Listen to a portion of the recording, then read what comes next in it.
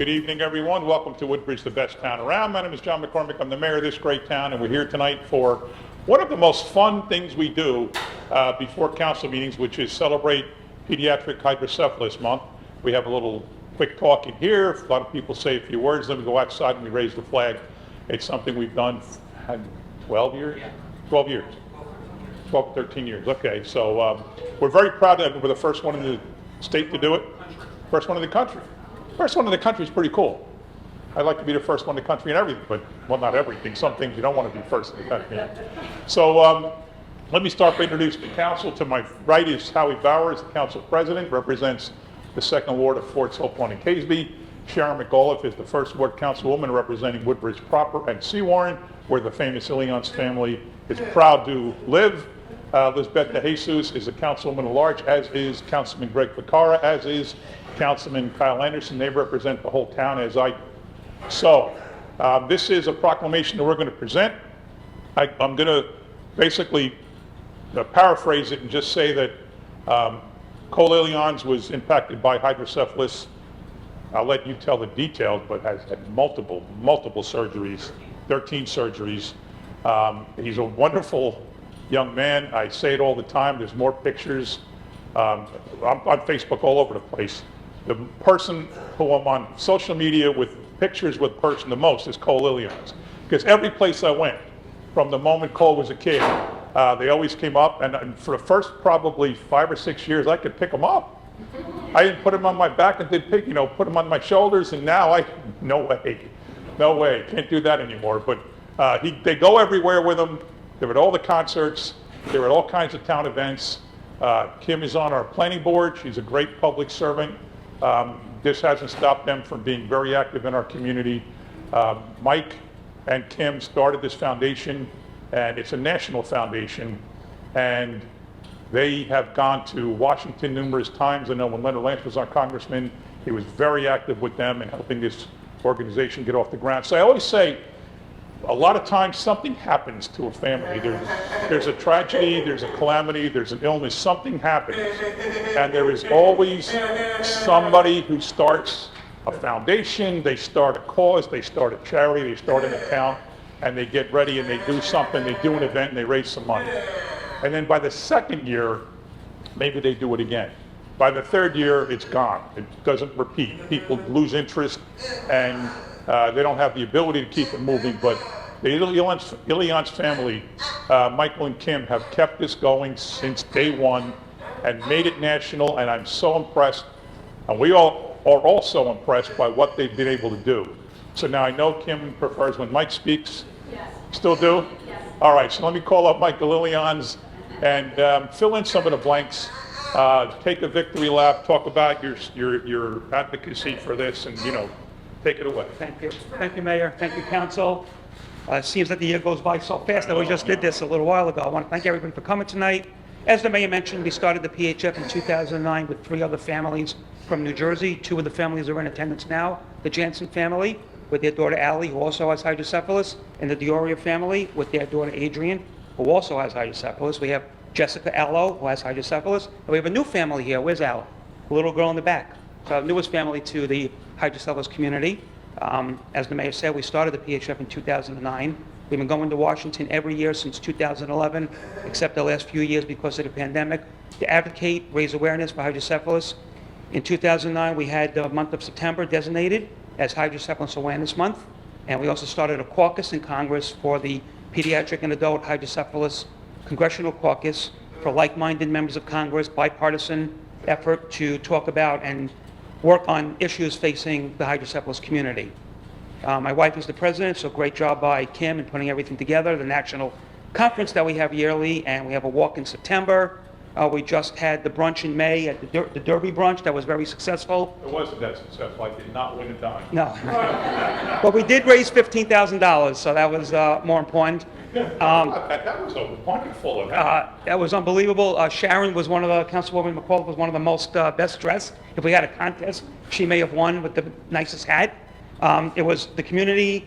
We raised a lot of money from businesses. We had over 30 corporate sponsors from the community here in Woodbridge Township. We had over 75, 80 people in attendance, others who paid for a ticket but did not come. So it was just a great event. We'll be doing it again next year. Thank you for hosting it. 50,000 in a morning. I mean, I know it's a lot. For eggs and bacon. For eggs and bacon. 50,000 50,000 in a day is just tremendous, tremendous. So it was a great job by Kearns, a great job by you, and members of council supported it. Thank you all for coming. That was great. And there's not much more I can say. I want to focus a little bit on Cole. We have a couple of minutes, but I don't really talk about him that much.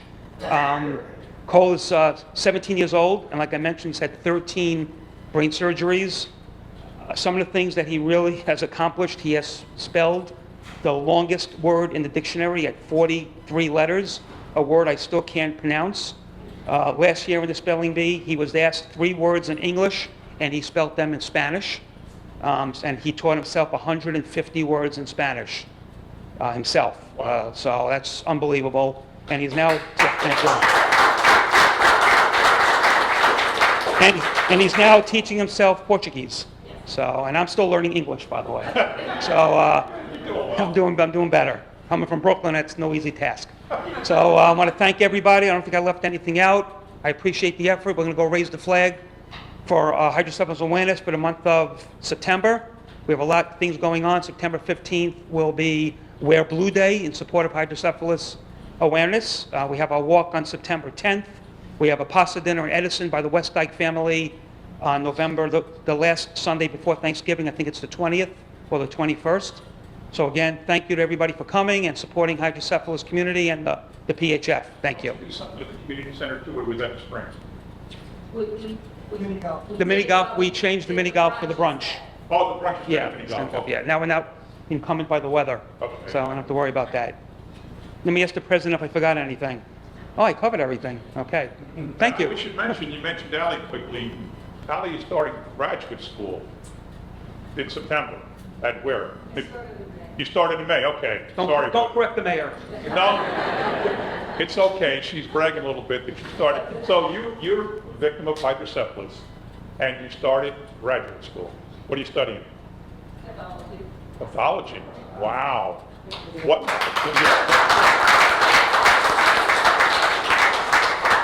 We got our newest person here from Bridgewater. Yes. Very cool. Welcome to Woodbridge. Yeah. So I guess anybody from the council, I'm joined by Councilman Brian Small, who had an earlier meeting tonight. He's also a councilman at large, so the 4 in a row there are council people at large. Anybody here want to add anything to this discussion? Go ahead. I'll just say, Mark. I learned about hydrocephalus when I lived over here on Alden Street. Our neighbors, Peter and Stephen Mao. I don't know if you know Stephen Mao. Yeah, Fran Mao. So they were our neighbors, and you know, Stephen had a number of hospital visits, and we didn't really understand what it was. And they told us, you know, we had a little pool in the backyard, and he had to be very careful. But he had his, you could literally see the cord that came from his brain go around his neck and down around his navel, and then it would allow for growth. But he would get very severe headaches, the pressure, so forth. And he spent a lot of months in Montefiore Hospital. I was touched, and it still touches me, and I still have the Christmas card that he made. And it was 2 snowmen, and one had a broken twig arm, and the other one had taken his arm off to give it to, and Montefiore Hospital made that their Christmas card for the children's thing. But we still stay very in touch with them, but I'm always in. Come to a couple of our conferences. Yeah, so that's how I learned about it, and then when we can hold when he was at school 18, it just, it touches my heart, and you know, I'm glad that everybody's here supporting. Thank you. So one more thing, whatever Cole's watching on his phone, can we get a copy of that? 'Cause it's sure keeping him, making him laugh. Maybe we should watch it. All right, let's go outside, gentlemen. If you don't, I mean, I'm leaving my jacket here. I recommend that if anybody's got a jacket on. It's very hot out. We'll go outside and raise the flag.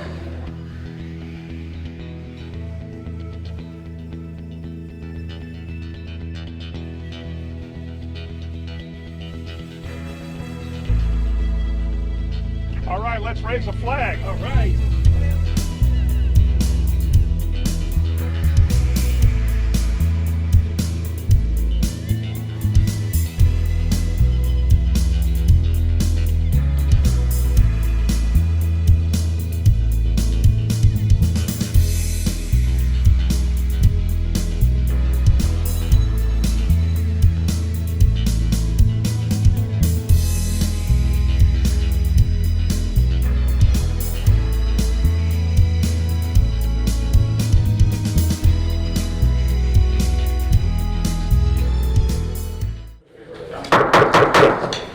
Please rise for a salute to our flag. Remain standing for a moment of silence for all military personnel serving here and abroad.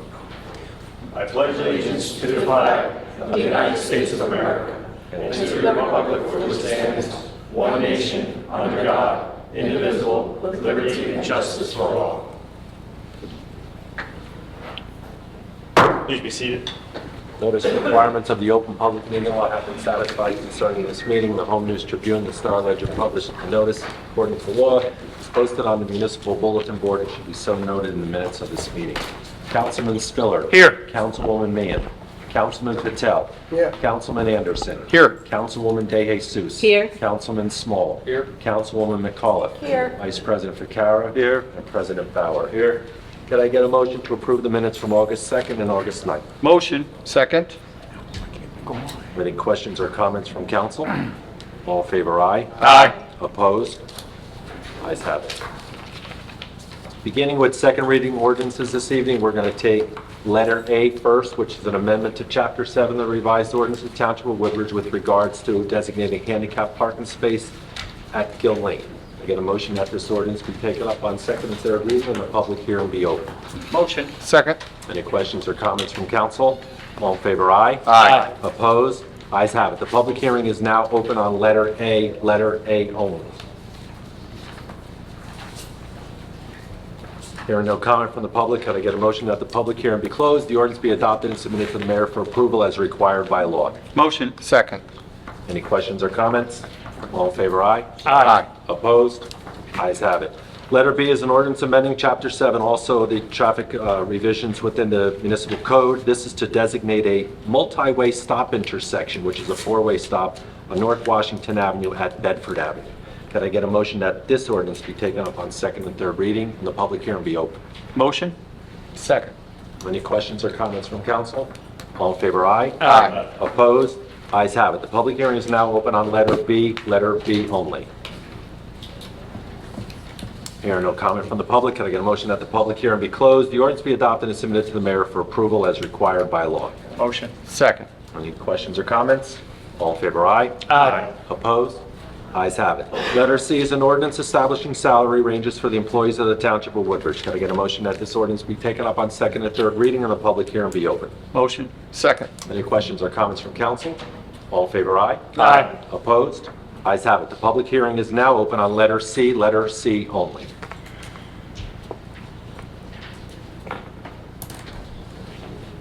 Good evening, Tom Maris, Sports, New Jersey. Can you please expand upon item number C?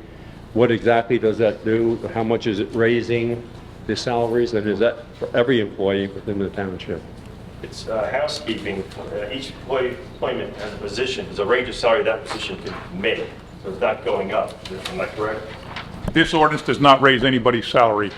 It's just a range that that position can make between, say, 0 to 10,000. So it's a range of what they can make for that position, for example. So it's pretty much housekeeping. Yes. Okay, thank you. You're welcome. Any other comments or questions with regards to letter C only?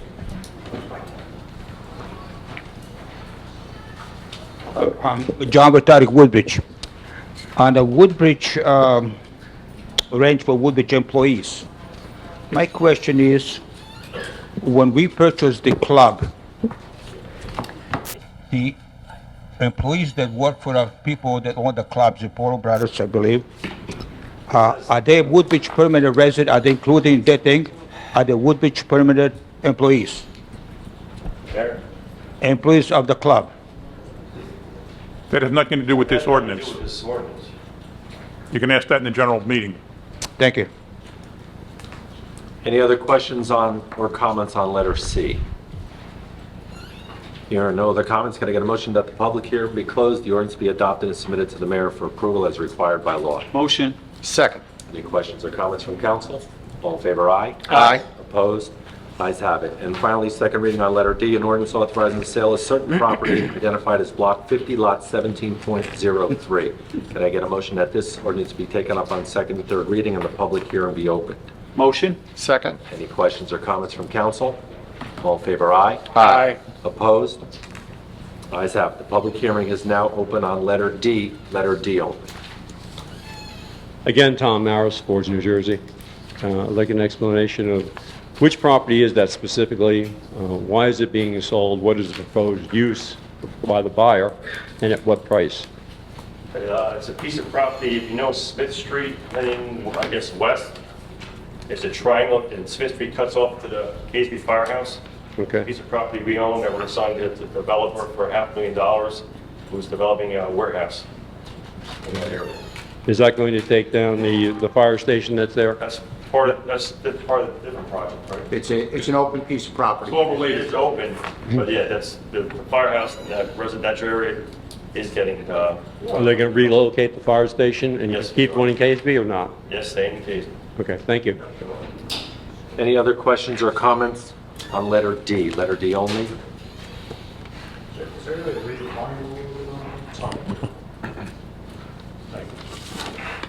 No other comments on letter D?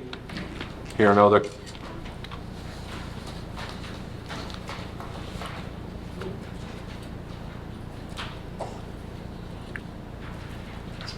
Again, letter D, the Smith Street property in KSB. The two property involved over there was a 45, or 45 or 47, or just one piece of property? It's one piece of property. One piece. Okay. Again, there's a private sale, and of course, you got 13 acres of the township property goes to develop the warehouse. Can you try that again? Alongside of it, you got a township property with 13, No, we don't. This ordinance is only for that one piece of property that we own, not the other part that was already. so you don't own the additional 13 acres alongside of it? That's not the subject of this ordinance. You can save that for the general meeting, too. Thank you. Any other comments on our letter D? Hearing no other comments, could I get a motion that the public hearing be closed, the ordinance be adopted, and submitted to the mayor for approval as required by law? Motion. Second. Any questions or comments? All in favor, aye? Aye. Opposed? Ayes have it. We'll take first reading ordinances listed as letters E, F, and G. Can I get a motion that these ordinances be passed on first reading, published in the Home News Tribune on August 26, 2022, with notice of public hearing to be held on September 13, 2022 at 6 p.m.? Motion. Second. Any questions or comments from council? All in favor, aye? Aye. Opposed? Ayes have it. And Mr. President, you have resolutions listed before you as numbers 1 through 31. Could I get a motion by consent to approve them? Motion. Second. Any questions or comments from council? Mr. Mitch, Yes, sir. I just asked my fellow councilmates for their consideration and support on resolution number 7 for the Avenel Community Committee to host our annual Avenel's Very Merry Holiday Lighting. Thank you. Any other questions or comments? All in favor, aye? Aye. Opposed? Ayes have it. That's all I have, sir. Thank you, Mr. Mitchell. This time we'll go to the public portion of our meeting. You go to the microphone, please state your name, part of the township, or state you are from. You have a one-time, 5-minute time period. All video taking must be taken within a designated area in the rear of the room. There will be no shouting out from your seats. Please respect each other. Please make sure all signs or posters do not block the walkway. Thank you. Any comments from the public this evening?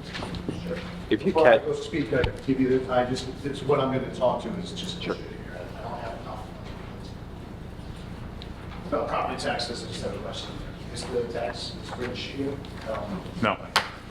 I'll just take it. They'll get it from me. Doesn't understand. How are you? Good, thank you. Another at large, why not share? Thank you. I work remote, so I don't have access to a good printer and everything.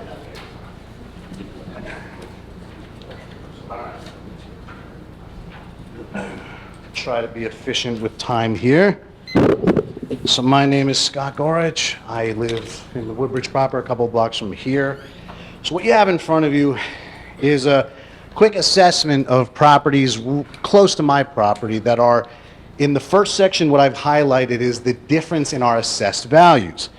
On the right side, you're going to see a comparison of the square footage and the land size.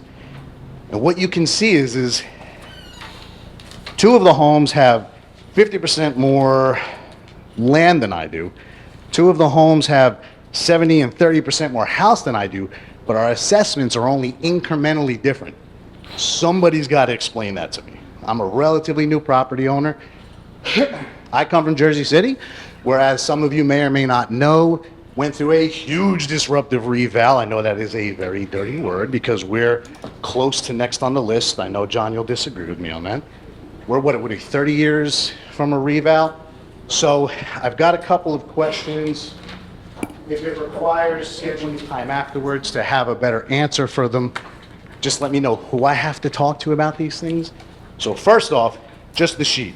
Who can explain that significant difference in assessed value given the difference in land and house value being so dramatically more than mine? So when I look at it, I'm paying almost the same property taxes as these massive, and by the way, regarding those 4 houses in order, the first one, I won't mention the addresses because I don't want my neighbors to hate me. The first one has an in-ground, so I'm the first one on that list, 565. The second one has an in-ground pool and a 2-car garage. I do not. The next one has 5 full bathrooms and a detached garage. I do not. The next one is a 2-family house with 9 bedrooms, 4 bathrooms, and a 3-car garage. That is nowhere near my house. The last one has 5 bedrooms, 5 baths. And you can verify these numbers on your own, but somebody's got to explain to me how these differences exist, which tells me either I'm significantly overpaying or they're significantly underpaying. That is inherent when you don't revalue your town every 5 to 10 years. The values fluctuate in different parts of the town, and as the budget goes up, our assessments stay all the same. It is a massive powder keg, and I know what I will pay in the event of a reval, so I am not pushing for it. Because I know my neighborhood will go up significantly, and I, again, don't want my neighbors to hate me. Couple of questions. The average property tax rate in Jersey is about 2.4. Ours is about 3.2, but we are not a Cranford. We are not a Summit. No offense, I don't say that. I say that on a relative basis. Who can also explain from a budgetary standpoint how our tax rate is this high, but I would argue we don't get equivalent services to towns that would be considered higher end. And I am going to the BOE meetings and having separate discussions. Every time I ask tax questions, they point over to the BOE building and go, there's your answer. I'm addressing them separately, and I will meet with Wolferman and Dr. Messamino separately about all of that. What is the best way to get a list of all the currently active tax abatements and all the conditions? What does a tax abatement, if any, have an effect on the coefficient of deviation? Because once we get to 0.15, the state will mandate a reval. It is going to happen. What are we doing to prepare for that? It will start to bring to light whether we are overspending, misspending, spending appropriately. It will make it all readily apparent. And I'm an optimist. What is the best way outside of the budget online to get a line item by line item understanding of the city's budget? I see a lot of miscellaneous this, miscellaneous that. These are not very user-friendly. Who can I sit down to speak about these things? Because it isn't making a lot of sense to me. I work in finance. So that's a lot of questions. Who can explain this, if anyone? Who can I go to understand these discrepancies? And what are we doing for the future? You can talk to the tax assessor about the details of this. I'm not able to explain everything. It's all different properties. They were built or bought at different times. It all depends on a lot of different factors. You started mentioning some, but the age of the house, regardless of what's in the house, the age of the house matters. There's all kind of factors that go into this. As far as the one thing you said, which I don't agree with, that you've got other towns that have more services or better services than we are, I'd like to know who they At a are. lower tax rate. I would like to know who has better services I'll come in the back with state of that. New Jersey than we do. I'll come When you back look with at garbage, you look at public works, and you look at police, and you look at health, and you look at 6 senior centers and 3 youth centers and 51 parks. I'd like to know who has better, but I will ask And Mr. I don't mean that inside. I don't mean we No, don't no, no, have I get it, service. I get it. But I'll take offense when you say other towns have better services. I don't know them. But Mr. Duda, if you want to call my office tomorrow, I'll have Mr. Duda call you back, and he can explain the deviations in these individual things. So that's that. Can someone talk? So, and I know my time's up. Sir, you're 5 minutes up, so if you could reach out tomorrow. But can someone answer the point about who do I talk about getting tax abatement information? 5 minutes are up. Mr. Didn't you tell him? You told him who to do it. Which one do it? Any other comments from the public this evening?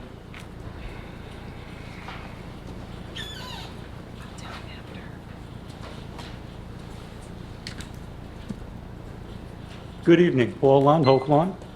Mr. Anderson, a few meetings ago, you were very comfortable bringing anal, oral, and vaginal sex to our conversation about the new sex education standards.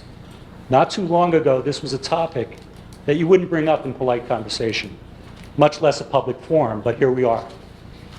It seemed you were saying that it was no big deal. These days, kids are more exposed to sex than ever before, so they need reliable information to protect themselves. I have two problems with that. One, I don't trust the sources of information. Planned Parenthood's bread and butter is abortion. It's probably why they've applauded the new standards in the state of New Jersey. Big bad pharma, earns big bucks transitioning to transgender. Between chemicals and surgeries, we're looking about $1 million per. Gender theorists like to use the word theory to give the impression that 72 gender identities is actually based in science. Number two, information does not equal wisdom. There's no substitute for life experience. Children's brains are underdeveloped. They still operate in impulse. They still operate as very impressionable young people. At what age are you? At what age are you describing children at that age? Where they're well, I impulsive? teach Where the children middle. are impulsive? I teach At what middle- age range? Okay, I'd like to answer that, I'm Mr. Anderson. just asking you a question. Obviously, they grow out of impulsivity at different rates. Each child is a unique being. That's why having standards, especially around sex, is probably not a good idea. Children's brains are indeed underdeveloped through a good part of their teen and preteen years. I've been teaching in middle and high school for 14 years. I'm aware of that. Okay, that's true, North Brunswick. If you teach them ways to practice sex, they will practice. And there will be babies conceived, and Planned Parenthood will have more customers. If you teach them about consensual sex, which in the standards is by grade 8, before they're even old enough to consent, you will be grooming sexual predators, intentionally or unintentionally. I assume it's unintentional. Mayor McCormick, are you okay with this? I'm here to ask you to exert your influence on the Board of Ed, to ask them to follow Garwood's lead to opt out of these sex ed standards. And then parents won't have to.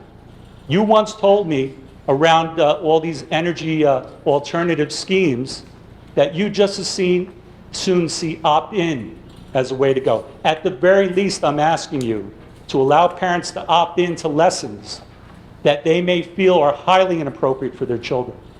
You are an Eagle Scout. I'm asking you, for God's sake, do the right thing. And I don't believe I have questions in that, but do you have any comments? Well, you've come in and made a lot of comments around comprehensive and Health and sex, but you also made those same comments around critical race theory as well, about how we educate. So I ask you, where do I get my refund? Where do I get my refund on my education? Because I learned about Pearl Harbor, I learned about Little Bighorn and Custer, but I didn't learn about Greenwood, Oklahoma. I didn't learn about Rosewood, Florida. You're an educator. So slavery was kept a secret from you, was it? I'm sorry? Slavery was kept a secret from you? No. Slavery wasn't kept a secret from me, all right? But when mass communities were burned to the ground, that was kept a secret from me up until 2 years ago. Why didn't we learn about that? There's a lot in education that we can learn about, but the thing is, you have to start speaking the truth. The truth is, children, unfortunately, they're susceptible to sexual abuse. Okay, when you're telling them not to learn anything, they're susceptible to sexual abuse. Not what I said, but continue. They are. Well, you said that we're teaching them to be predators. That's what you just said. I didn't say I was teaching students to be predators. You're making them vulnerable by giving them information to an unformed person who's not had the maturity or life experience to properly apply that information. We call that wisdom. That comes later. And You're rushing this education I'm on not. innocent I'm children. not. You are the I county told you about the superintendent. standards. You The can do standards of something the about Department this, of and we Education. are expecting you as a community to do something about it. Mr. Lund? Yes, sir. The standards are dictated by the Department of Education. Every community has the right to work with their community and their stakeholders to deliver the information in the most proper way that their community accepts it to be. All right? Yes, sir. Yes, sir. Frank Trumbator, Strawberry Hill Avenue in Woodbridge. Good evening, all. This is one of the times I'd rather not be here. I was buttonholed on Main Street, so that's why I'm here. On March the 1st, Governor Murphy signed into law Assembly Bill 4454. Starting in the upcoming school year, all public schools will be required to teach transgender identity and sexual orientation diversity lessons beginning in kindergarten. Fact, NGEA is teaching first grade teachers how to perform Drag Queen Story Hour. First grade. According to a new report from Mike Lilly at Sunlight Policy Center, they hired Pedagogy Institute to help train our teachers. Figure out what pedagogy means. The New Jersey Education Association published an ad labeling parents who speak out at school board meetings against critical race theory and gender identity lessons as extremists. They put an ad on television that called the parents extremists. The New York Times promotes explicit sex education book for children. Oh, how nice. The old gray lady. Elementary school principal recommends children embrace transgender propaganda for summer reading. A Board of Education member by the name of Lamb in Monmouth County went on television and said that the NGEA and Spiller should look in the mirror before calling parents political extremists, as the union had spent $20 million to re-elect New Jersey Governor Murphy. Parents, I'm quoting her, protecting their children is not political. It's survival, Lamb said. This state has taken the noble, honorable profession of teaching and tarnished them as predators and pedophiles. I am incensed by that. My father revered education, and when he went to school on a parents' night, he believed every word that teacher said. Now, can parents believe anything a teacher says?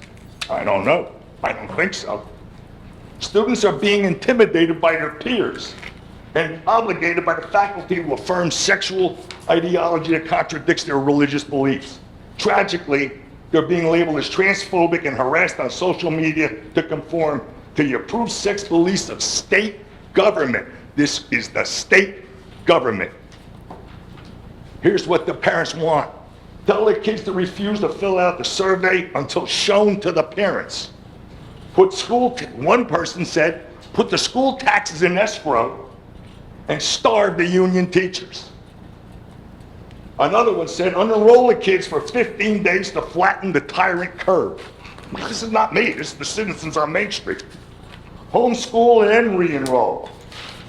Another one came up to me and said one of the most disturbing things. Too late, the Democrats sold the country to communist China. This is not me, I'm just telling you what they said. 18 U.S. Code, Section 242 of Title 18, deprivation of rights under color of law, makes it a crime for a person acting on the color of law to willfully deprive a person of a right or privilege protected by the Constitution or laws of the United States. For the purpose of Section 242, acts under color of law include acts not only done by federal, state, or local officials with their lawful authority, but also acts done beyond the bounds of that official's lawful authority if the acts are done while the official purporting pretending to act to perform his or her official duty. That means everybody. Everybody, even a stupid, lowly, elected county committee man falls under that regulation.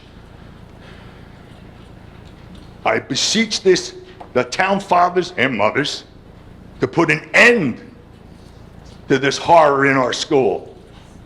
This cannot go on. These are our children. This is our legacy. We're rotting their minds at 3, 5 years old. Come on. Drag Queen Story Hour in kindergarten? First grade? Give me a break. You're embarrassed. You've made a mockery of every teacher in the state. That's the bad news.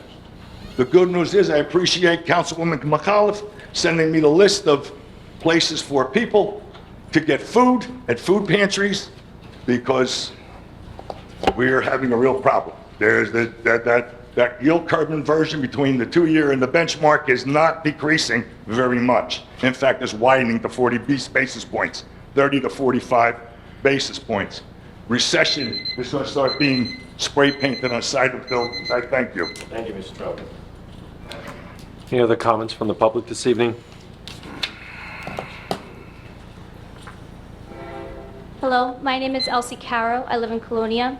I would like to echo the last two gentlemen, their comments. I know that none of you know me. I come from Jersey City also. I graduated from NJCU with a degree in special education, and then I had a very decorated law enforcement career in Jersey City until it was cut short by a duty-related injury. Knowing this about me, I come from a family of civil servants.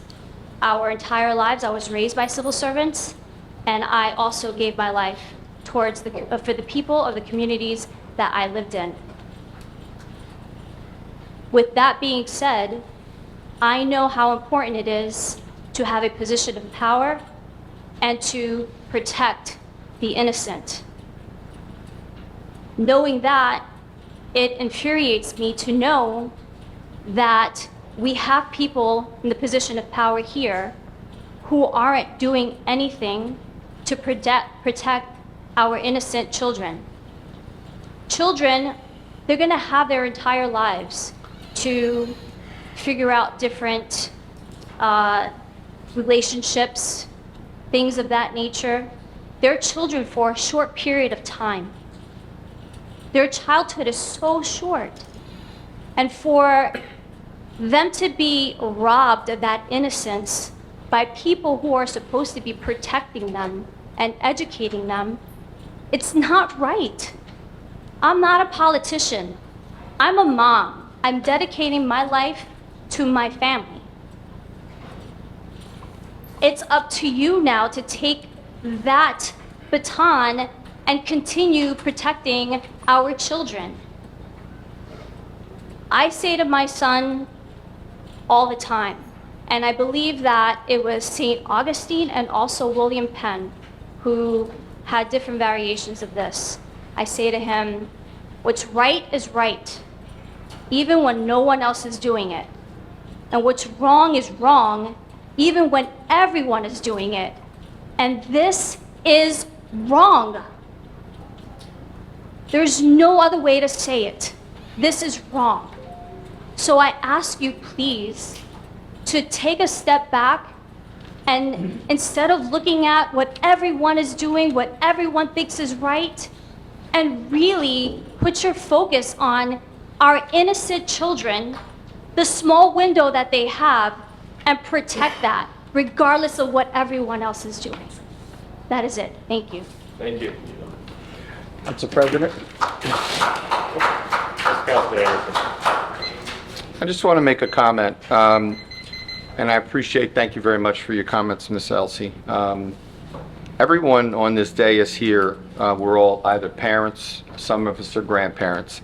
Many of us have run leagues. I still presently run a league that I've run for 23 years, and I still coach the youngest level, the 5, 6, and 7-year-olds. So I do take exception when someone suggests that we're not protecting our youth. Everyone on this council, I know, does their best to not only protect the youth, but protect this community. Mr. Lund comes every week, every council meeting, and some others come and talk about extremes, and extremes in the standards, and what is being taught here in Woodbridge, because I have 5 children, and all of them were educated here in the school, and I have 2 children still in the school system here. I know what they're being taught, okay? They're not being taught what is being suggested is being taught. But I do have 2 15-year-old boys that if they're afraid to get the information from me, I do want them to be able to trust their teachers. And I want them to be able to come in and know that they're going to get accurate information from someone. All right? Because we have teen pregnancy, we have STDs, we have sexual abuse of children because they had no idea what was being done to them was wrong. So I just want to just speak on behalf of my council that we're all here to protect our children. We're here to protect our community. Can I ask something to... Excuse me, ma'am, we can't speak from your seat. Your 5 minutes are up. Noted. You have one time. We can talk afterwards. We can talk I'll be more than happy to speak to you afterward. Thank you very much. Yes, sir. All right, my name is Kirk Dawkins. I'm from Island. And I think y'all gonna have to put this council meeting a little, give it an R rating now. I'm on a lighter note, ladies and gentlemen. I want a good afternoon, Mr. Mayor, City Council members, and Woodbridge citizens. I want to thank you for giving me this opportunity to speak. Mr. Mayor, I really like Woodbridge Township, and I think you all doing a good job, personally. But I'm really disappointed that I have to move because Woodbridge developers has forced my hand with their unconscionable 8% rent hike and a scam water bill. I'm here again representing the residents of Woodbridge Hills Apartments, a 55 and over adult community. And I'm here to talk about Woodbridge Hills residents' rent leveling application and complaint. At the last council meeting, the mayor mentioned that he was going to check to see if the person who he was planning to meet with about these issues has been legitimately elected president of the Hampton Country Tenant Group and to see if he actually represents the residents of Woodbridge Hills. Well, as of August 8th, the Hampton Country Tenant Group is registered as a New Jersey nonprofit corporation with Kirk Dawkins as trustee. I have a copy of this business formation document for you to view and to keep. I, along with several other of my Woodbridge Hills residents, submitted our complaint and application for rent leveling by email to Mr. Coughlin on April 15th, 2022. As such, Mr. Mayor, we would like to know what date will Woodbridge Township's Rent Leveling Board meet to decide on the outcome of our complaint and application for rent leveling. Also, will the Woodbridge Township Rent Leveling Board have a formal hearing on our complaint and application for rent leveling? Mr. Dawkins, I don't know the date. I think it's in September. It might move into October. And yes, there will be a formal public meeting of the Rent Leveling Board where testimony will be presented. Mr. Coughlin is working on that. I did get evidence that there was an election of the members of the Woodbridge Hills Association back in 2019. There was a president elected, there was a vice president elected, there was a recording secretary elected. They are the people we're meeting with next week. Mr. Coughlin and I are going out to the 5-branch center to meet with what we believe is the board. If there's evidence otherwise, please present it to me. I asked if I wanted to see something that said there is a board. I got something that said there is a board. There's motions made to nominate, motions made to second, there's votes taken, there's minutes. Everything appears to be up and up. I sent it to Mr. Coughlin, who's on vacation. He's a lawyer. He's better able to look at that than I am. But we are right now going to meet with the president and the recording secretary next week. If you've got something that says you're official, I need to see it. But I do have something that I believe is official, that there is a board. Okay, I got something for you. Now, we'll meet with them, but then when we have the general meeting, we will invite all residents of Woodbridge Hills, all 450 apartments, all 15 buildings, all 800 people. Everybody will be invited, and we will explain what we think our course of action is, and we will take a course of action. We never know if we'll be successful in a court of law or not, but our intention, as I said, every meeting is to fight for the residents, and an 8% increase in rent over 3 years, 24%, when the rent leveling ordinance says 5%. If someone's trying to use technicalities to get around that, I'm not in favor of that. But again, I'm not a lawyer. Craig is. I'm not a judge. We'll figure it out. But we're going to fight for the residents of Woodbridge Hills. We've made that clear all along. I appreciate that. Also, Mayor, the Woodbridge developers Do you know if they filed a claim of exemption with Woodbridge Township construction official? And if they didn't file, does that disqualify Woodbridge Developers LLC from having a claim of exemption from Woodbridge Township rent leveling ordinances? I don't know the answer to the question of whether they filed or not. They go back to 1990, and I certainly can't answer a legal question as to whether if they filed it, what it means to them. That's something Mr. Coughlin will have to answer. But if you'd like to shoot me an email tomorrow, tell me exactly what you'd like to know, whether they filed it or not, or actually do an open request and ask for the form, and if we have it, we'll give it to you. Thank you, sir. Any other comments this evening from the public? Here.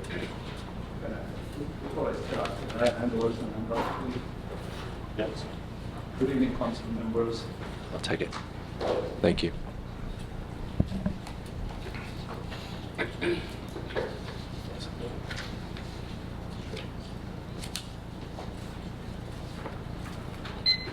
So there are quite a few members here. Good evening, council members. There are quite a few members from the Colonia community that are here present. I should say Woodbridge Township, who are representing the incident that we have witnessed. And I would like to actually... Excuse me, can I just have your name and part of the township you're from, please? My name is Rais Pavaskar. I am a resident of Colonia, the Woodbridge, which comes in Woodbridge Township. Thank you. So I would like to make you all aware of an incident that happened here on an Independence Day parade. So there was this parade that happens every year, and every year it happens in a very peaceful way, right? And a lot of people, all caste, creed, participate in this, right? Whether it be Muslims, Sikhs, Hindus, everybody. But this year there was a little incident. I shouldn't say little.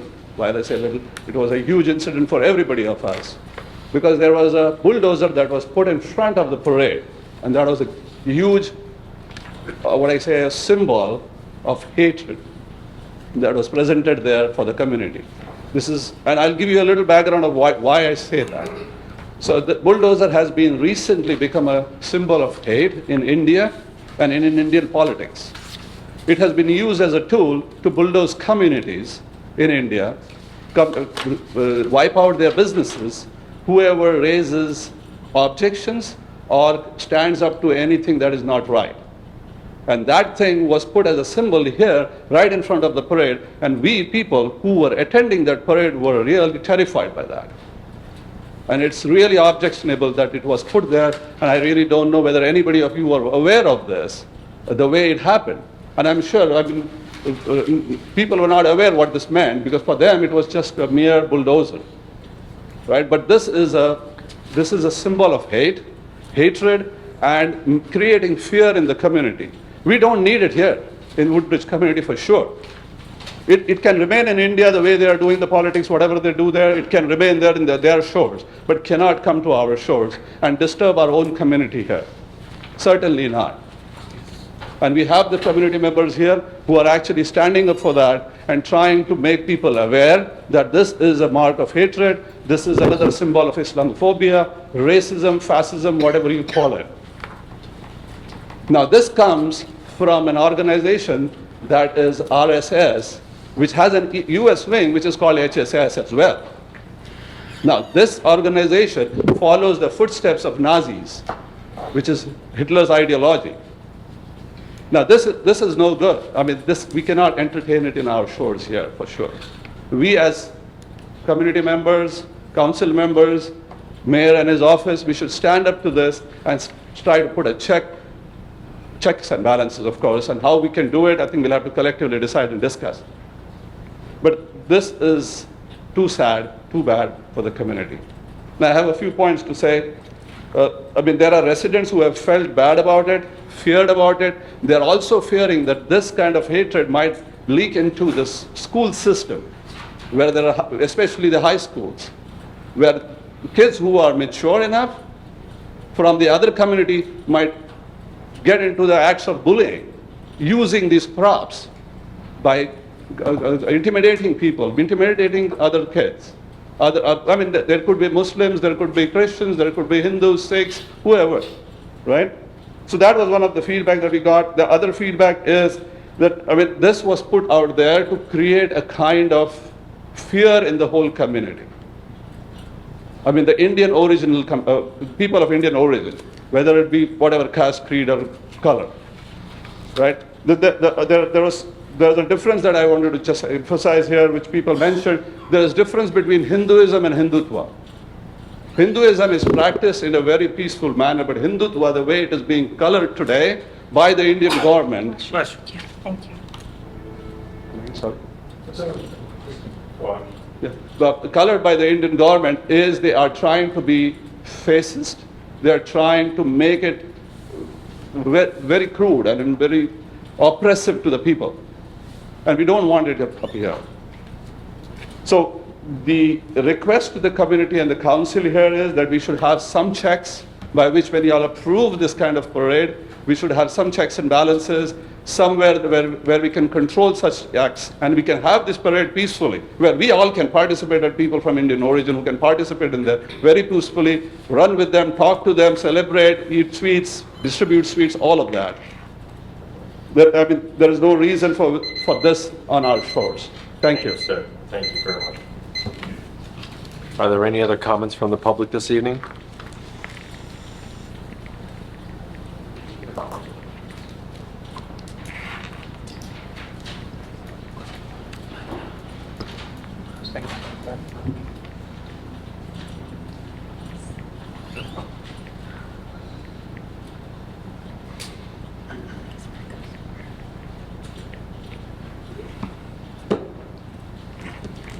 Thank you, Mr. Mayor.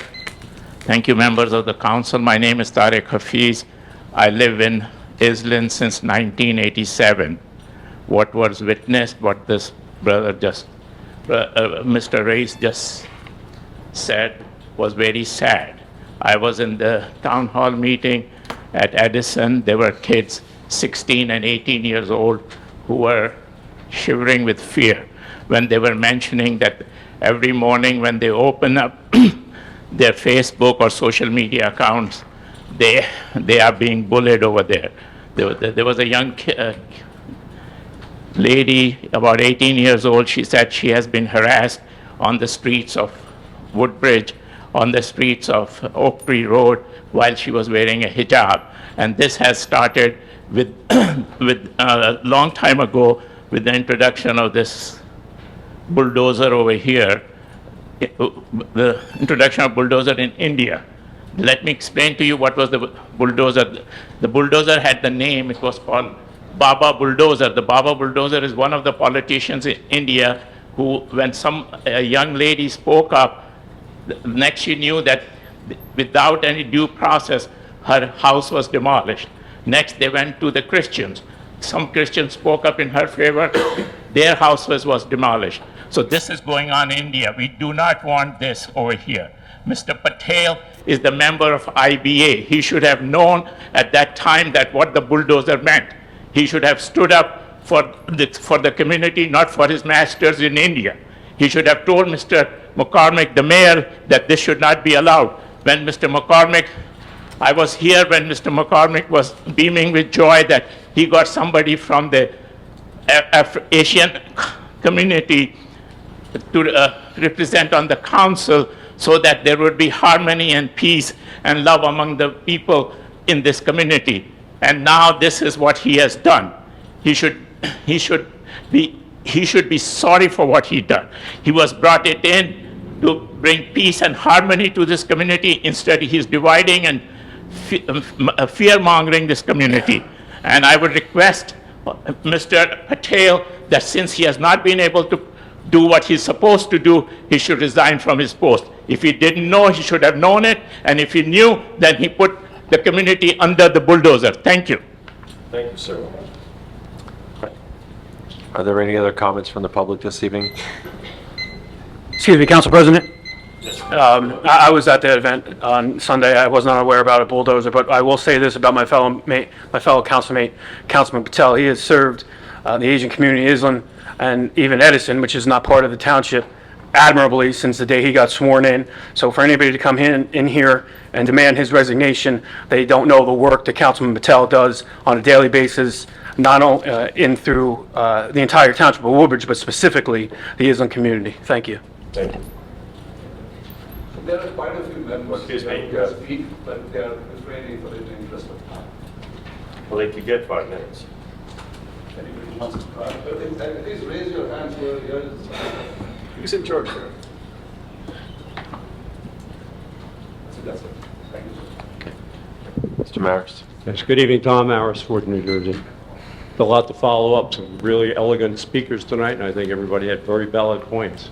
Be it unfair practices in raising rents for our Indian community, South Asian community. I had the pleasure to work with 2 members of the South Asian community almost 6 years ago when we ran together for the school board. They are such an honorable and peaceful people, and it hurts me to know that they're being insulted. And I agree with the peers. If we don't stop this and stop it immediately, and I think the school does a good job. Mr. Small is part of the security system, and I'm sure that they take this very seriously.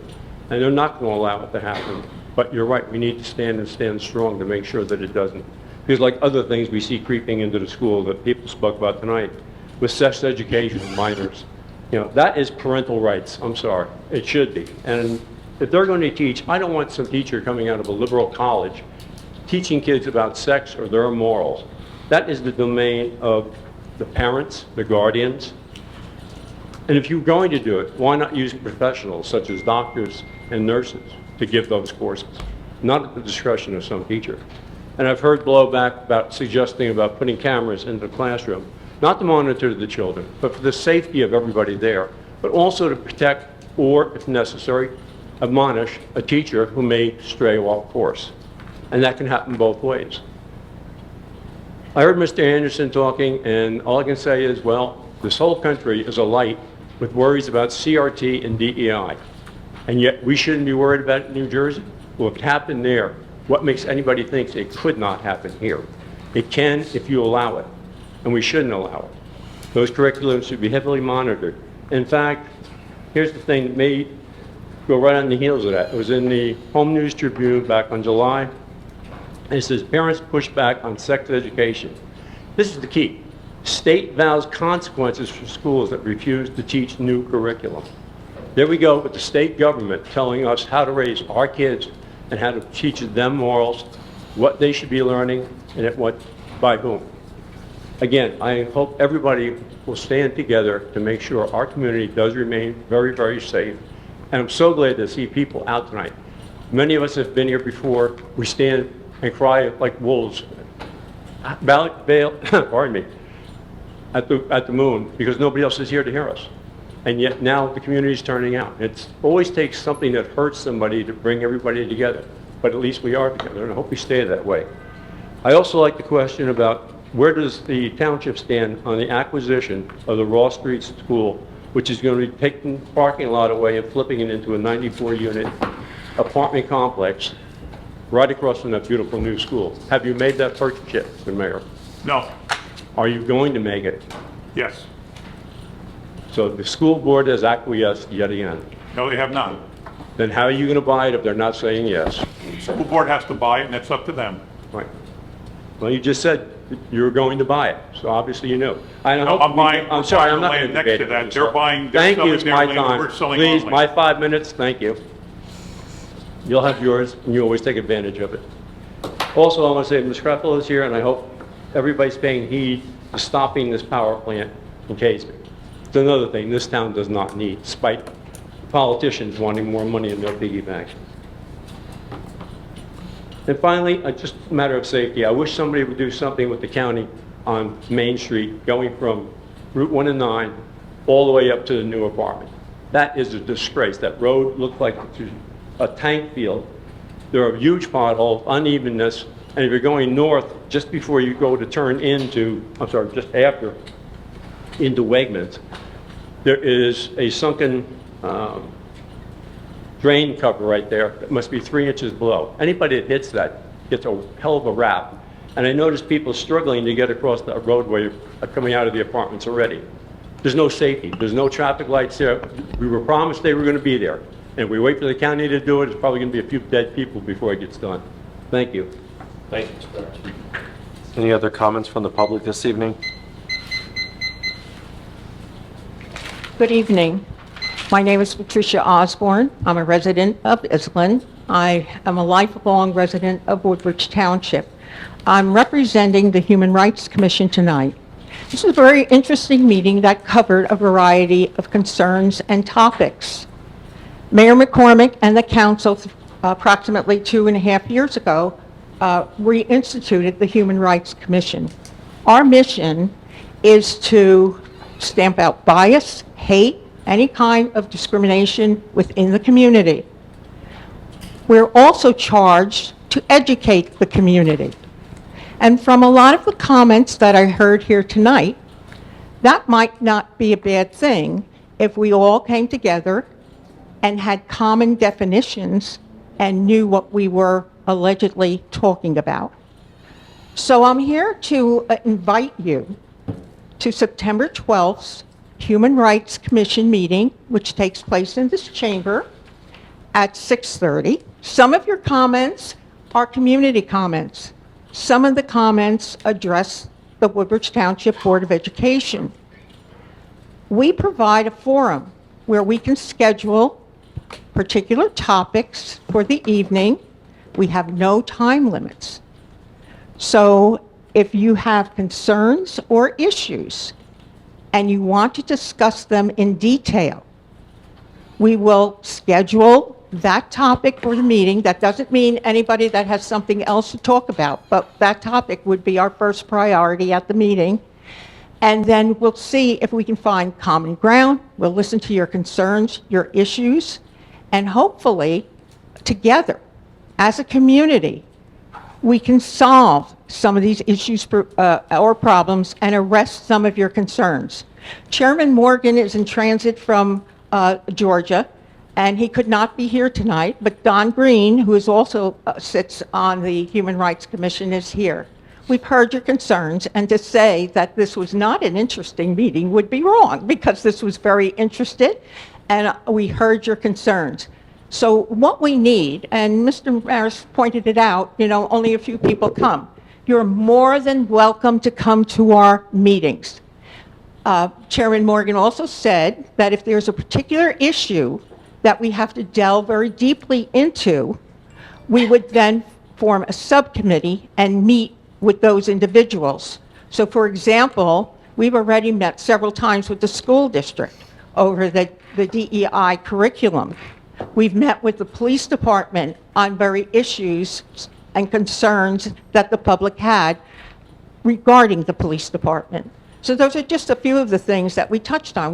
We had the health department come and talk about all their services. And the mayor said he'd like to know towns that have more services. Let me tell you, we can strut our stuff here. We have a lot going on in Woodbridge Township. The problem is a lot of people don't know about them. So we're here to inform and educate and to bring the community together. I raised my children in this community. I probably will die in this community. I love this community, and I'm very happy here. And I want everyone else in the community to have the same thoughts and feelings. And council, you have a lot on your plate. And I commend you for taking on the issues of the community. So that's all I have to say tonight, and I hope everybody has a safe trip home. Thank you. Any other comments from the public this evening? I got a question. Yes. Good evening, members of the council. Charles Cradaville. I'm here today as a New Brunswick resident and the editor of New Brunswick Today, a community newspaper available online at newbrunswicktoday.com. I want to start by saying that I stand with the South Asian community and their calls for condemnation of the Baba bulldozer at this year's parade. I would like to hear from Mr. Patel, his response and reaction to the comments tonight through you, Mr. Chair. Can we hear from Mr. Patel? Do you have any comments, Council? Yeah.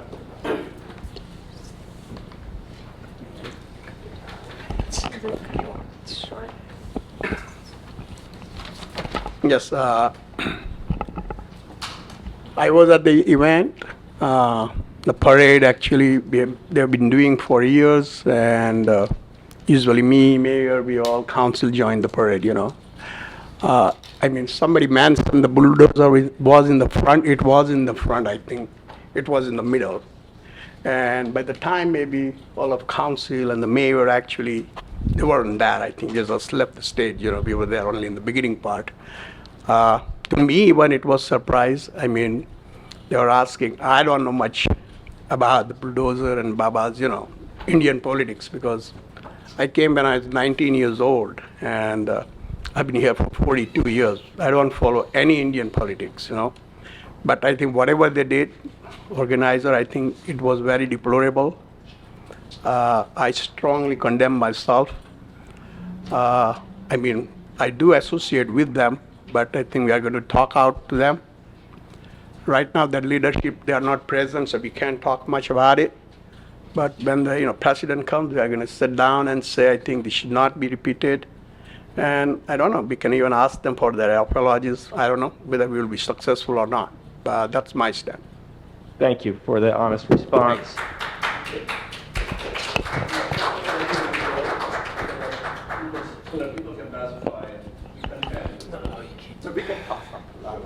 I don't know much about it. I'll make you aware of it. Anybody of us can make you aware of it. Thank you.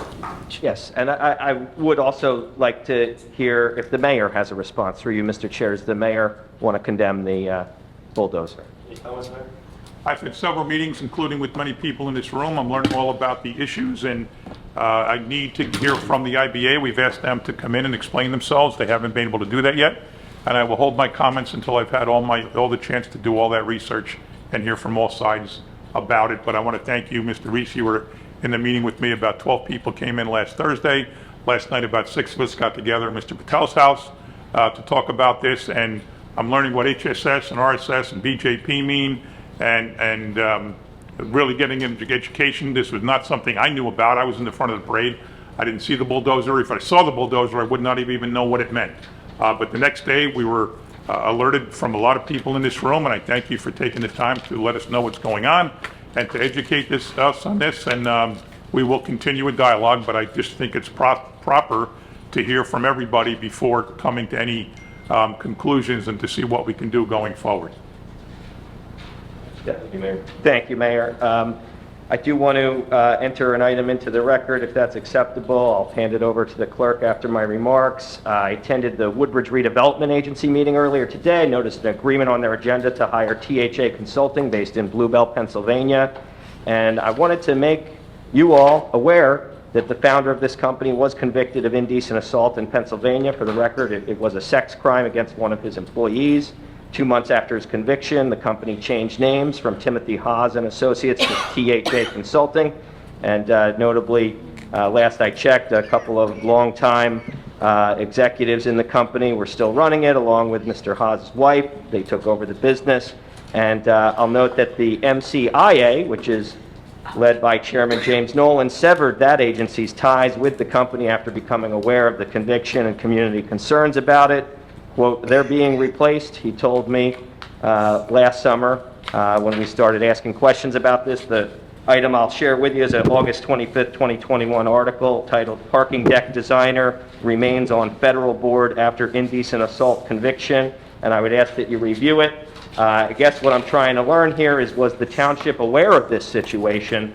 If not, does this give you pause about the redevelopment agency doing business with them? If so, how do you justify doing business with them? I know, I believe Mr. Spiller and Mr. Small are on the redevelopment agency, and I would like to hear from them. Through you, Mr. Chair, could the representatives of the redevelopment agency speak on this? Unfortunately, your time's up at this time. 5 minutes is up, so incredible. I'd like to hear from them, if you'll be so kind. Any comments, Councilman? I have no comment. No comment. We have no comments. Yes, sir. John Tariq Woodbridge. I came tonight for quite different reasons, but I said before, when you see this is like all days, the people showed up to the council meetings, and it seems to me people just had enough. They were listening, they got promises, especially Indian community. I've been with Indian community 30 years ago, and Council Patel can tell you the truth. Promises are promises, but people will hear they're not just people that somebody's going to be mandated by somebody. They're here as respectable citizens, important citizens. We try to do, maybe some of us, not me of course, would allow what happens to our children especially, upbringing, how do we educate them, how we function, what we do for them. I'll be kind of offended if I have grandchildren and children and somebody's going to tell me how to bring them up. I mean, Councilman Anderson said over there, how about if you have nobody to teach you about birds and the bees, so to speaking? Well, I don't know where he learned. I learned it from my friends. Most of us will come to the time where we're interested, we will ask like anything else. But to us to step in and dictate to our minors, because we also tell them, go to school and listen to your teacher, and teacher is next to parent is a God, so to speak. How do we know who the teachers are? How we know what they're going to teach them? And the kids are going to come home and tell the parents, well, my teacher said this, and mom, you're wrong, dad, you're wrong. It will not happen. I know people like these people over here.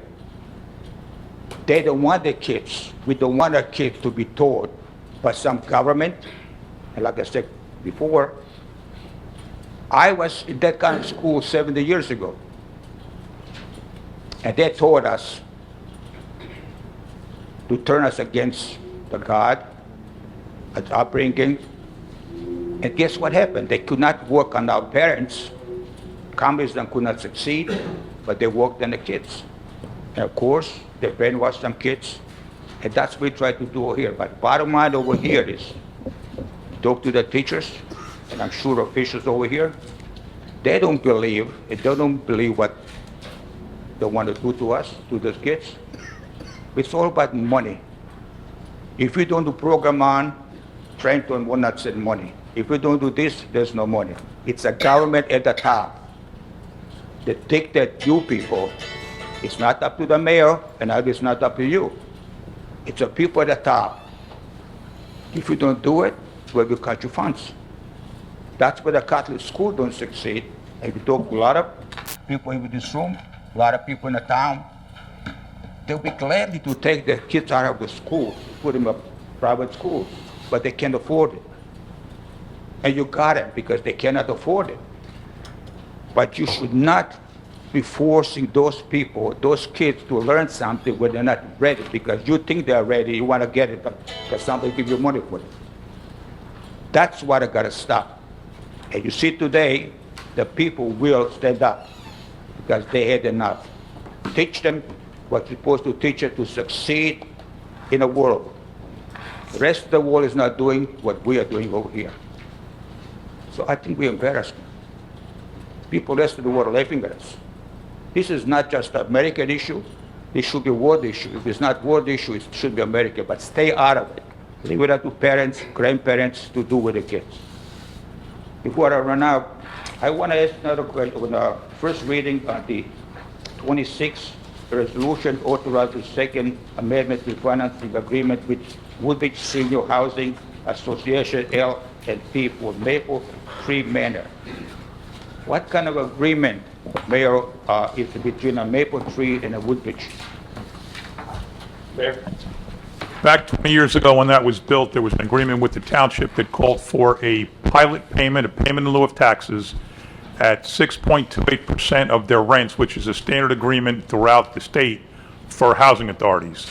Somehow in that agreement, there was clauses that were problematic because it gave the ability for that number to change or for the town to charge more. And when the owners of that facility went to refinance, the bank attorneys found that problematic and said, we're loaning you based on you paying the town 6.28%. What if they want 12.28 or 20?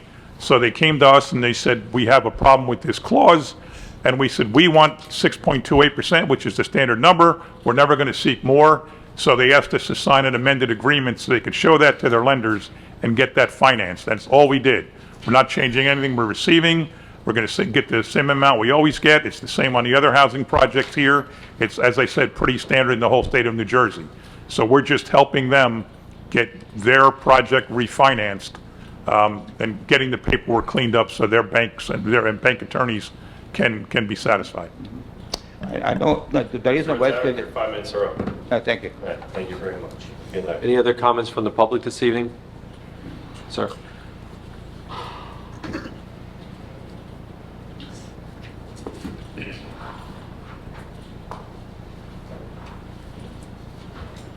Yeah, my name is Imran Shikhani. I live in Woodbridge Township in Islin.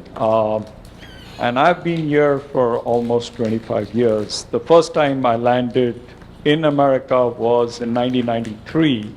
And I came to New Jersey in probably around 98, 99. I ran in 1993 from India because my house was burnt in the riots. And I thought I have run away from all the chaos and all what India is and, those days. But, then again, back and forth. But it really hit me when I went to the parade this year. And this was very, very shocking. And, as Mr. Patel said, I started paying close attention to politics. I wanted to run away. I wanted to forget, of all the chaos that happens in India. It's a very diverse country. It's a very, but still, because of my personal injuries, my personal experiences, and my house was burned by people whom I knew in the streets out there. So this kind of poison and things that happen, it takes time, but it is always somebody, whom because of this brainwashing, because of this fascism, because of these things. And let me tell you, Mr. Patel, I voted for you. I was very proud when I saw you on the chart. I said, finally an Indian is representing me, far from faraway lands. And I hope we don't cultivate this culture because it is bad. It starts from a very meager thing, a very minuscule thing, but it grows. And this kind of an ideology and this thing should not be entertained. It should be put a stop right away. Thank you. Thank you, sir. Thank you. Any other comments this evening from the public? Hearing no other comment, can I get a motion that the public comment portion be closed? Motion. Second. Questions? All in favor, aye? Aye. Opposed? Ayes have it. The public portion is now closed. Thank you. This time we'll go to our agendas. My agenda's in order. I have 2 announcements. As of July 16, 2022, the suicide crisis in Lifeline has changed to an easy 3-digit number, 988. Still call the old suicide hotline. All your phone calls and messages will be routed to 988. The 988 Suicide and Crisis Lifeline is a United States-based suicide prevention network with over 160 crisis centers that provide 24/7 service via toll-free hotline with the number 988. It's available to anyone with suicidal crisis or emotional distress. And one more announcement, VFW Post 6090 Ford's annual picnic will be Saturday, August 27th, 2022 from 1 p.m. to 5 p.m. At their post on New Brunswick Avenue. Donation $25 for all attending. For tickets, call 732-738-7588 after 4 p.m. That's all I have tonight. Vice President Carroll. Thank you, Council President. Just a couple of quick announcements. The Woodbridge Community Center is transitioning to their back-to-school activities. Everything from ice skating and roller skating, Zumba for kids. You can go to the community center and take a tour. Zumba classes and yoga classes for parents, back to school skate, as I said. And even from October 1st to the 31st, there's haunted mini golf in the back. So a lot of activities to ease going back to school. In the senior area, just an announcement, as we all know, the Senior Olympics are coming up September 9, 10, and 11. Until August 26, you can register and still get the significant discount if you're a Woodbridge resident. It's njseniorolympics.com or the hotline is 973-618 1111. And that's all I have. Thank you, Council President. Thank you. Councilman Small. Thank you, Council President. Number 6 on my agenda, tomorrow, August 24th at 11 a.m., we will have a grand opening of our electric vehicle charging station. Our Level 2 charging stations align with the Township's vision and mission towards zero emissions, encourage sustainable lifestyles, and reduce the carbon footprint. The location is New Street behind Main Street, and that's 11 a.m. tomorrow. Number 12 on my agenda, National Public Lands Day, is the 24th of September. It'll be held at the Ernie Oros River Celebration, 11 a.m. to 2 p.m. Ernie Oros Wildlife Sanctuary, Omar Avenue in Avenel, is a free event with food and music. Volunteers are needed, and if you're interested, please call the Recreation Department, Eileen Caggiano, at 732-596-4047. Number 3, Port Reading Fire and EMS on October 8th from 12 to 4 will be Port Reading Day. Every year it's celebrated. A member of the community of Port Reading is given the Lifetime Achievement Award. It's held at the Port Reading Firehouse. Food, entertainment, anybody is welcome. Also, Port Reading Fire EMS, October 26th at 6 p.m. will be the annual trunk or treat. More's coming on that, but I just wanted to put the date out there. Number 15, our Jazz Festival. Our concerts begin Thursday, September 8th for 5 weeks, September 8th, 15th, 22nd, and 29th. October 6th, 7 p.m. behind Woodbridge High School. Come and enjoy the jazz concerts. Number 17 is the American Irish Association, halfway to St. Patrick's Day. This is the second year for this event. It was very successful last year. It'll be held again on Sunday, September 18th at 1 to 5 at Woodbridge High School. 50-50, beer, wine, vendors, live music. It's a great day for the Irish, but great day for anybody to come out and celebrate. I have an announcement. I was given this from Chief Golden, who is the career firefighter, fire chief over at Woodbridge Fire, that the Civil Service Commission is having a career firefighter test. The deadline, unfortunately, is August 31st, so there's not too much time left, but anybody that's interested in being a career firefighter, please go on New Jersey Civil Service Commission and look up firefighter. And if you have any questions on this, you could call Chief Golden at 732-602-6050. And just one other comment. I attended the Indian Day Parade. It seemed to be a very joyous occasion, like it normally is. I had no idea about the bulldozer. Obviously, it upset and offended a lot of people. You're here today. It's good for you guys to come out here and stand up for what you believe in. But as my fellow councilman said, knowing, Mr. Patel, Councilman Patel, as long as I do, and I know how much he cares about the community, and I think his statement was sincere. And from what the mayor said also, there's been meetings, and I'm sure, it's going to be rectified. But, Councilman Patel does a great job on this board here, and I'm proud to serve with him. That's all I have, Mr. President. Thank you. Thank you. Councilwoman De Jesus. Councilwoman De Jesus. Thank you, Council President. Councilwoman De Jesus. Item number 8, the Hispanic Heritage Festival will be Saturday, September 17th from 12 to 5 right here on Main Street. Our live band will be between 1 and 2. Come enjoy our music, learn about our culture, and other, a lot of great stuff that we have going on that day. Item number 10, the library news. The library is sponsoring an online training for literacy tutors through Literacy New Jersey. Please call the library at 732-634-4450. The Barton Art Center has an exhibit called Sculptural Diversity, Sculptor Affiliates of the Art Center of Northern New Jersey, on view from September 1st through October 28th.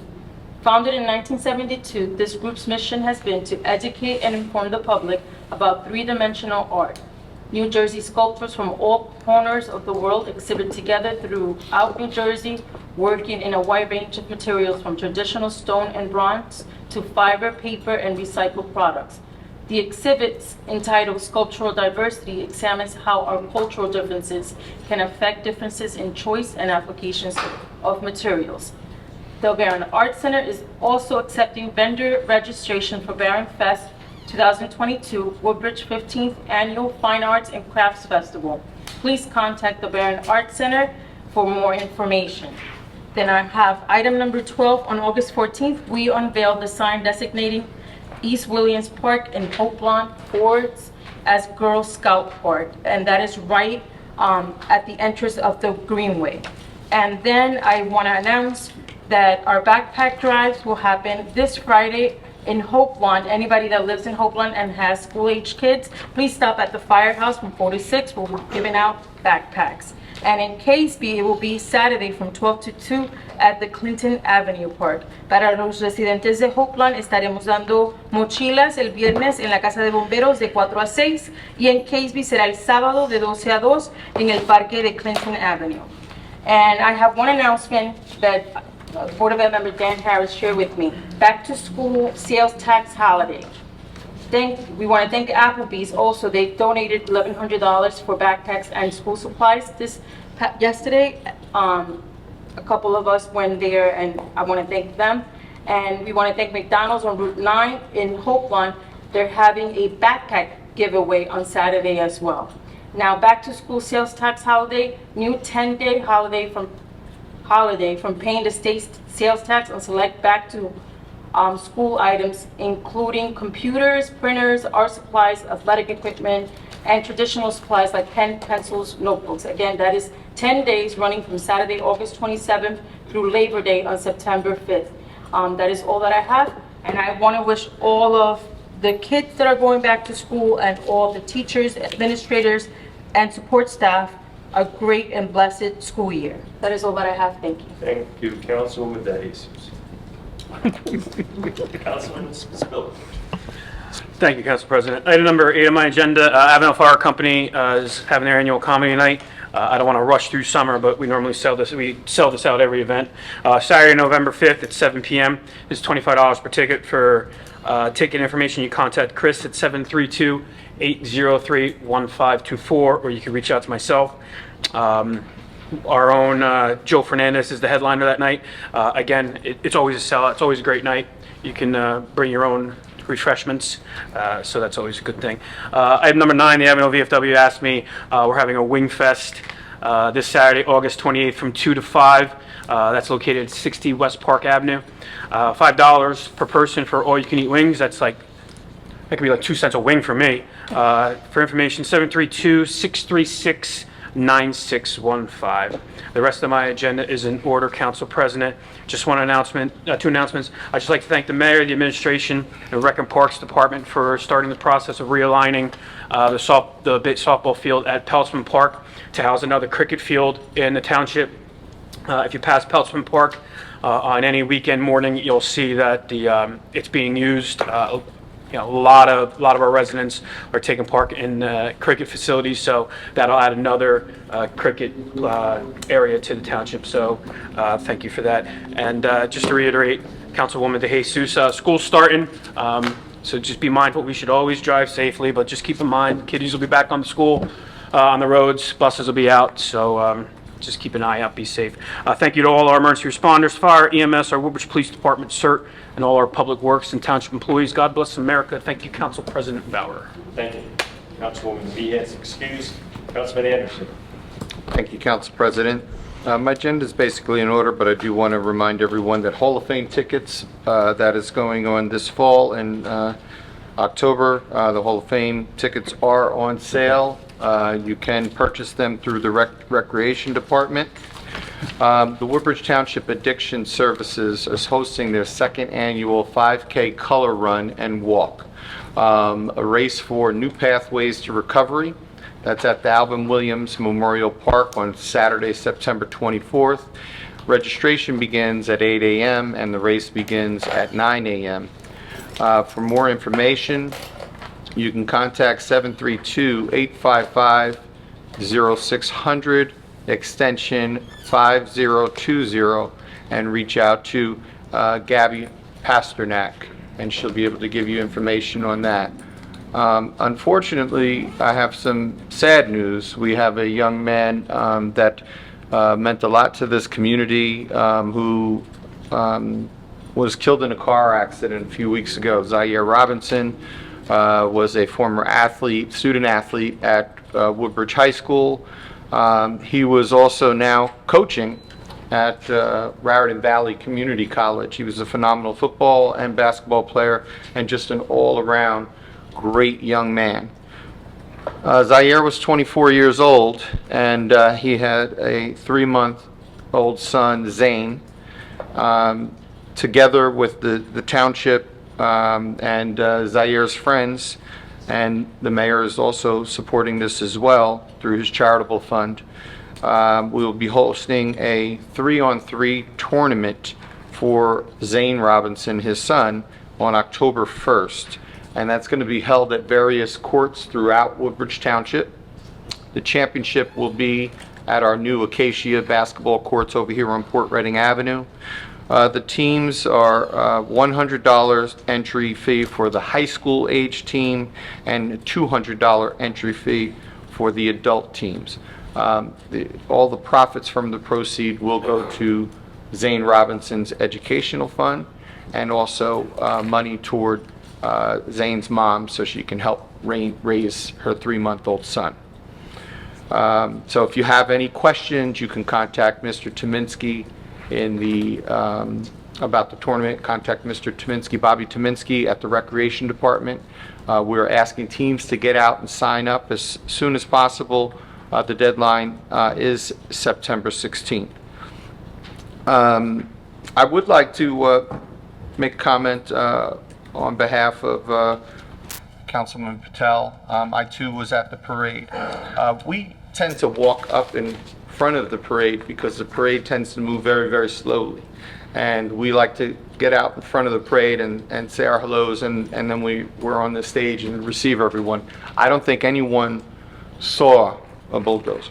But I can understand your feeling about that and what it represents. I mentioned something to an educator tonight about communities that were burned down in this century, or for my, where my grandparents, when they experienced, and he was unaware of it. So as they say, if you're unaware of history, you're likely to repeat it. But I stand by Councilman Patel, his words. I believe that parades are meant to unify communities and not to divide. It would be like having something at the St. Patrick's Day where it puts the Protestants versus the Catholics. That would be something we wouldn't want to see. Here, that day, everyone is Irish. I believe the Indian Day Parade, we're all Indian on that day. I enjoy that parade every year, and I don't want to see anything bring it down. If there is a bulldozer in that parade next year, I will not be there, okay? And I won't support that. As far as comments that are made regarding education, the Board of Education meeting usually is the third Thursday of every month, and you're more than welcome to attend that meeting to express your concern, because those are the people that really have the impact on what goes on here in our district. The governor has charged every municipality with working with their community on how the information is going to be delivered. And there are reasons on why standards have been changed. We do rely on our children. Not everyone has a 2-parent household. Not everyone has a household where parents communicate with them. So we do rely on our teachers for a lot of information. As I did as a child, I relied on my teachers for a lot of information. I have a son who actually teaches sex ed, and I talk to him about that regularly, and I'm very proud of the work that he does, and I believe that he delivers that information fairly, and he does it in a way that children, they can feel comfortable about the information that they're getting. And that is all I have, and thank you. Thank you. Councilman Patel. Yeah. Thank you, Council President. My agenda was in order. But again, I would like to thank all my colleagues, for your really supporting statements, and, thanks for coming out on that day, parade, so thank you. I would like to also thank you all for being here. You do have rights to express your concerns. I'm with you. As I said again, I think the float was, not the float, the bulldozer was, I think, in the middle, and that's what happened. And most of us didn't see. It really doesn't matter. No, but we all left. No, it represents hate. Yeah. Right, he has the floor right now, thank you. So what happened, but I learned a lot now in the last 1 week, and I stand by with you guys. Let me tell you, I can assure you from my side, I raised my 3 daughters in Israel. I've been Israeli residents for about 42 years. They do have all the friends, they have Sikh, they have Muslims, and all, they come my home, And, it's really great to hear from you as parents, that I think we don't allow this kind of divisive tactics used by the, leaderships there, But thank you. If you want to meet, you can meet after the, meeting too, that's fine too. Okay, for the past 3 months almost, we have been working on many reconstruction repaving jobs at Islin and Menlo Park Terrace. In Islin, we just did repaving job on LaGuardia Avenue, Middlesex Sussex Turnpike, which is a county road, and currently we are working on a repaving job on Channel Hill Roads, which basically connects Islin, Colonia, and Alcoa. We also reconstructed and repaved Isabel Street, Ethel Street, and Ford Avenue in Menlo Park Terrace area. The residents of Islin and Menlo Park Terrace wholeheartedly thank our engineering, roadway and street maintenance, and especially our public works and Woodbridge Police Departments for continuously working on the street improvements. Also, I have one more announcement. This year again, 1947 Production is organizing Ganesha Festival in the parking lot of Woodbridge Center Mall. This festival will start next week on Wednesday, August 31st, and will continue till Sunday, September 4th.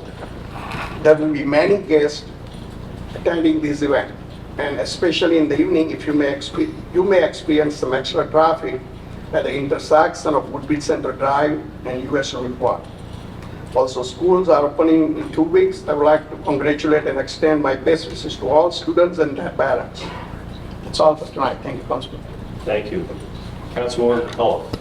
Thank you, Council President. My agenda is in order, and I just have a couple things tonight. I want to let everybody know that September 17th, the St. James Street Fair is coming, so that'll be on Main Street, starting at 10 o'clock in the morning. The road will be closed maybe like 8 o'clock in the morning, so just be aware of that. There'll be food, crafts, music, and it's a great time. Come out and check everything out there. Also, the Gallery on Main is having a pop-up show this Sunday, the 28th, from 2 to 5 at the Avenel Art Center. You can come out and meet the artist and see the work of some of the things that they display at the Gallery on Main, which is located on Main Street in Woodbridge. And lastly, Local Band Thursday has Morty and the Martians this week at the Seawarren Stage, located on Ferry Street across from Moby Dick's, and the music starts at 7:30. That's all I have. Thank you very much. I'd like to add one more on to your announcements that I've received overlooked. At the Barron Arts Center, September 1st through October 28th, Sculptural Diversity, sculpture affiliates of the Art Center of Northeast New Jersey. The exhibit entitled Sculptural Diversity examines how our cultural differences can affect differences in choice and an application of materials. So it will come out September 1st through October 28th at the Barron Arts Center, located at 582 Broadway Avenue, Woodbridge, New Jersey. Telephone 732-634-0413. Mr. Mitch. Thank you, Mr. President. Just a couple comments. Thank you for taking action on 2 liquor license issues tonight. One was a transfer. The second one is the acknowledgement of the creation of a new liquor license for the American Irish. I can tell you, I know the Deputy Attorney General was waiting for that, so we finished a meeting. I will send that to her so they can proceed with that new club. Letter C under number 1 will be before you at the next meeting for a transfer. Letter D is on hold, that transfer. Everything else is standard. That's all I have for tonight. Thank you, Mr. Mitch. Director Hubner. Thank you, Council President. I have one draft ordinance. Thank you. Director Gardner. Thank you, Council President. Just our standard bi-weekly refund resolutions. Thank you. Thank you, Director Brewer. Thank you, Council President. My agenda is in order. Thank you. Mrs. Administrator Zanoka. Thank you, Council President. For our next meeting being held September 13th, I will have several items. Resolution on a tax and sewer overpayment, a county tax appeal, and a 100% disabled veteran. I'll also have two add-ons on my agenda tonight. There's a resolution executing a small government enterprise contract between ESRI for GIS supportive software, and that's a renewal, and for Alamo Group for sampling on the sulfite contribution to assessment for our interceptor program for our sewers.